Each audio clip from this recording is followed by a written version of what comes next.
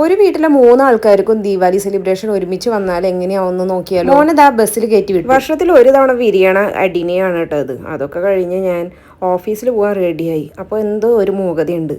അപ്പം ഞാനിങ്ങനെ ഇറങ്ങിയപ്പോഴാണ് ഈ ഒറ്റമൈനനെ കണ്ടത്. പിന്നെ വണ്ടി എടുക്കാൻ പോയപ്പോൾ ഈ കുരങ്ങന്മാരെയും കണ്ടു. അപ്പോൾ വാച്ച്മാനെയും കൊണ്ടുവന്ന് ഈ കുരങ്ങന്മാരെ ഓടിച്ച് ഒറ്റമൈനനെയും കണ്ട ദുഃഖത്തിലാണ് ഞാൻ ഈ നടന്ന് ഓഫീസിൽ പോണത്.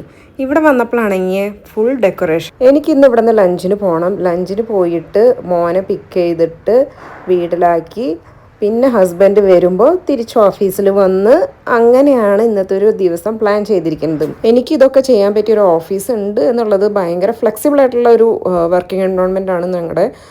അപ്പോൾ അതൊക്കെ ഒരു ഭാഗ്യം. അത് കഴിഞ്ഞ് വീണ്ടും ഓഫീസിൽ കയറാണ്. അപ്പോൾ ഈ സമയത്തൊക്കെ എൻ്റെ ഹസ്ബൻഡാണ്. വൈകിട്ടത്തെ ഈ ഡെക്കറേഷനൊക്കെ കണ്ട് എൻജോയ് ചെയ്ത് വരുമ്പോഴേക്കും വൈകിട്ട് എൻ്റെ മോനെ സ്കേറ്റിംഗ് ക്ലാസ്സിൽ വിട്ടിട്ട് ഹസ്ബൻഡ് ഓഫീസിലേക്ക് വീണ്ടും പോയിട്ടുണ്ടാവും. അപ്പോൾ അവൻ ഇന്ന് പ്രഹസനമൊക്കെ കാണിക്കുകയായിരുന്നു. സ്കേറ്റിംഗ് കഴിഞ്ഞപ്പോൾ വേറെ ഒരു ഓർഡർ വന്നു, എനിക്ക് ഇന്ന് പടക്കം പൊട്ടിക്കണമെന്ന്. പിന്നെ മോനും ഓഫീസൊക്കെ ഉള്ള കാരണമാണല്ലോ ഇങ്ങനെ ബിസി ആയിട്ട് ഇരിക്കാൻ പറ്റുന്നത്. അതുകൊണ്ട് ഇതൊക്കെ കംപ്ലൈൻ്റ് ആയി കാണാണ്ട് പോസിറ്റീവായി കാണാം.